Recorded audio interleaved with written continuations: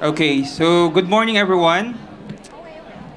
Education sector, particularly the learners, has been always one of the most vulnerable groups in times of disasters and emergencies.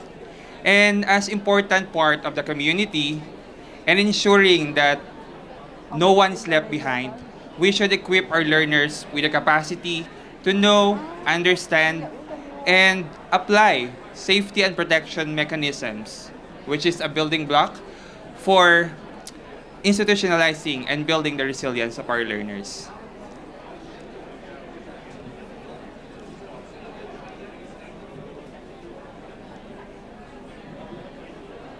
Next slide, please. It's not working. Next slide, please. Okay. So I'm gonna talk about um, a DRR, a school DRR activity that is being conducted in the Philippines. And this presentation will cover the policy basis, the objectives, scope, and the processes involved in this activity. As an overview, the Department of Education, or the Ministry of Education, through the Disaster Risk Reduction and Management Service in the Philippines, issued a department order last 2015. It is entitled Student-Led School Watching and Hazard Mapping.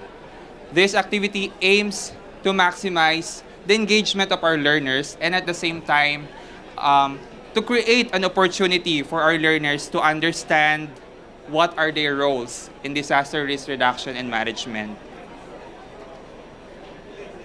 Specifically, the objectives of the activity is to increase the level of awareness of our learners on the potential hazards or risks that are existing in their schools. At the same time, the activity aims to maximize their participation in addressing these hazards and risks. To, in, to institutionalize and inculcate a culture of safety in their day-to-day experience at the school. The student-led school watching and hazard mapping is an annual activity that is being conducted every month of June. It is being conducted by all public, elementary, and secondary schools. And this activity has three major core processes, which corresponds to the before, during, and after phase of the activity. For the before phase, this involved organizing and preparing the school watching team. So there will be a moderator that will be designated to help and assist organize the school watching team in order to ensure that there is a maximum representation from the members of the school watching team, which may come from student leaders, from youth organization, academic and non-academic clubs, and representatives from various grade levels and sections in the school. So once organized, the school watching team will be oriented and will be informed on what the student-led school watching and hazard mapping is all about. This involves the objectives, the purpose of the activity, including the processes involved. In the same manner, the routes or the designated stopovers, including a timeline, will be set to ensure that the regular classes of the members of the school watching team will not be disrupted due to the conduct of this activity. For the during phase, so once the school watching team is leveled off and provided with the necessary materials, they will now roam around. They will walk through the schools in the designated stops and observe, assess, and take note of the existing hazards or risks that are present in the area. So once they were able to complete and reach all the designated stopovers, they are going to process the data and information that they have collected and translate it and plot it into a map using the art materials that they will be that the moderator will provide it to them. So once they have drafted the hazard map, the school watching team will now review and discuss their output. And once finalized, The moderator, so this is the after the conduct of the school watching and hazard mapping. The moderator will now then coordinate with the school planning team for the presentation of the output. So the school watching team will now present to the school planning team the results of their assessments, including the hazard map. And once finalized, clear, and approved, the hazard map will now then be reproduced, disseminated, and posted in bulletin boards and other visible areas of the school. In the same manner, the output for this risk assessment will also be incorporated in the school improvement plan of the school.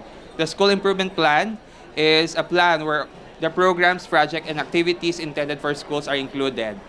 And at the same time, the school improvement plan is anchored or linked in the community or in the village or barangay plan.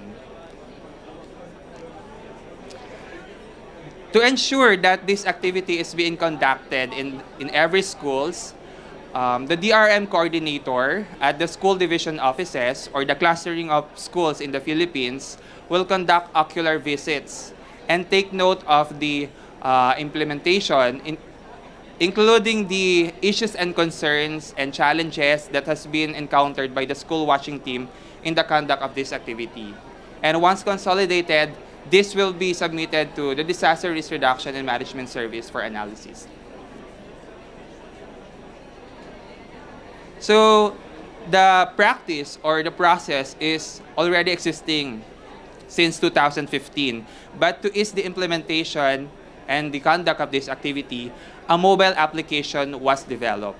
And to further discuss the mobile application, I want to call my colleague, Mr. Jose Gabriel Novena.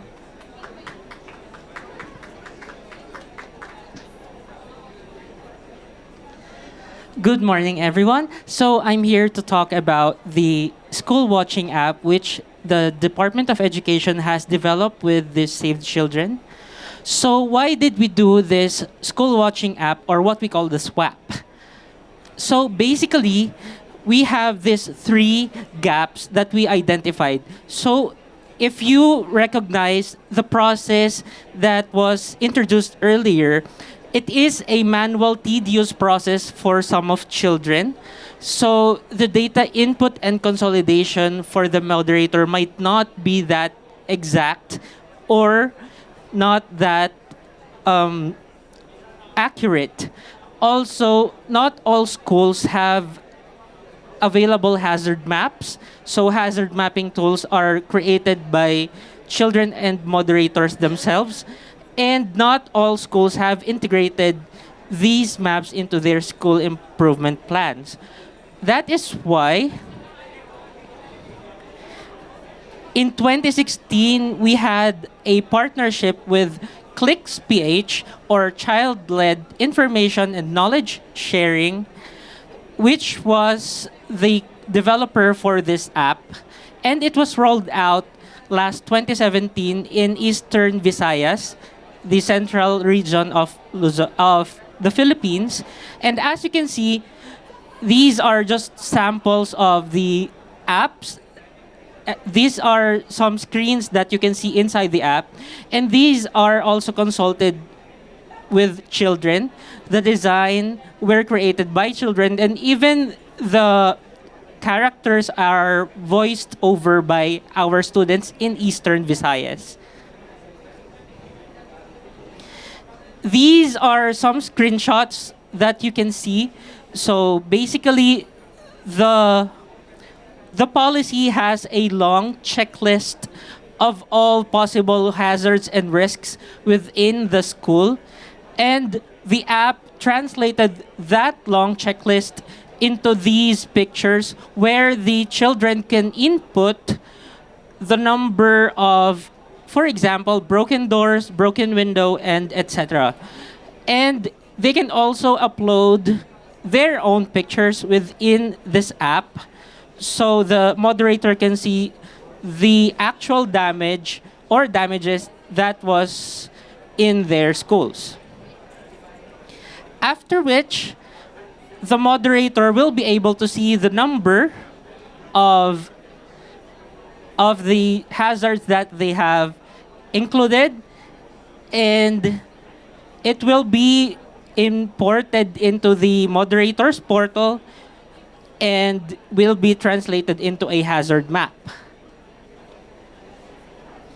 So this is the actual design of the app. So from the cell phone app or the tablets, it will be sent into the moderator's server, and the data will be sent into our division offices. And by 2019, we actually had a partnership with Save the Children and Prudence Foundation to actually enhance further this application. So the actual design will become, from the app, it will be sent into the moderator server and will be stored in a cloud server.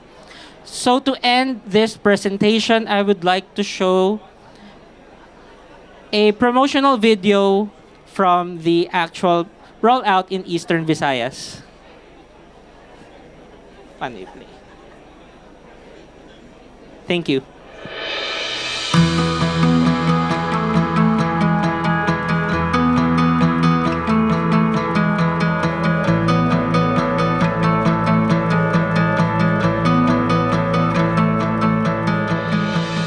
We've conducted different child-led activities wherein our voice were considered from planning through the implementation of the project. Ginagawa po ulit namin yung mga pagdi-disseminate ng information to students, room-to-room, and school-based orientation on earthquake and fire drill. Gumawa ng mga hazard map at ipakita ito sa aming mga kapubata para matutunan rin nila kung nasaan yung mga panganib ng aming paaralan. Sa paglabas ko naman sa community ko, mas nagiging aware na ako sa mga possible hazards na mangyari sa road at mas naging productive na ako na matulungan ko din ang parents ko during typhoons. Save the Children through Clicks is implementing a project that aims to make schools safe from all forms of hazard. This project features the meaningful participation of children on disaster risk reduction and climate change adaptation through empowering children in communicating their risks and influencing decision makers.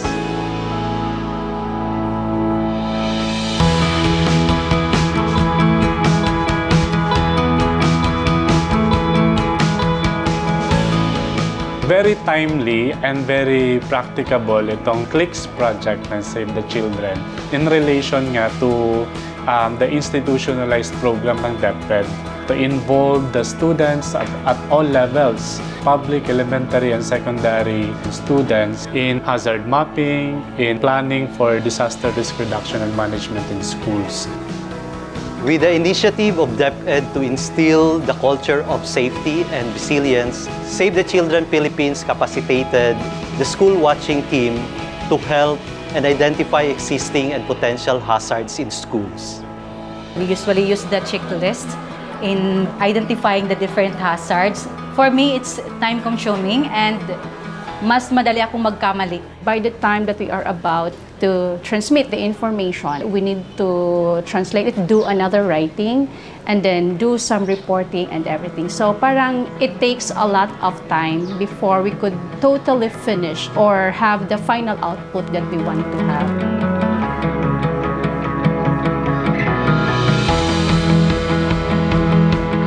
The best thing that I like is the coming up with the hazard map. Kasi you don't need to draw manually. Click ka lang, nandun na siya, and then you just print it. The information could easily be reproduced. They usually enjoy the process. Mas madali matapos yung trabaho nila. In a snap of a finger, isang click lang, we were able to transmit the information already. Dun sa authorities or the people concerned. Mas mabilis siyang ma-actionan.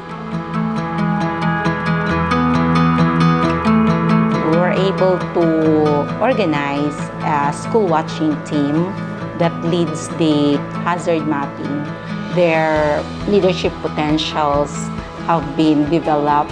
The school was able to give a budget on what to do to mitigate the hazards identified by these children.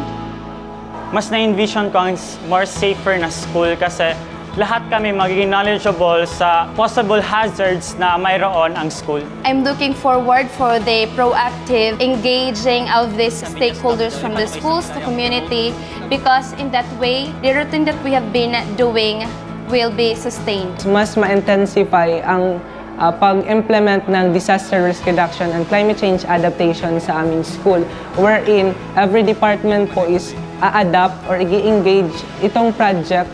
Yung mga bata na matututo, ipapakita rin nila sa ating komunidad kung paano magiging ligtas. Sana nga kung dito sa aming paaralan merong SWT, sana sa bayan o sa komunidad meron ng CWT na Community Watching Team.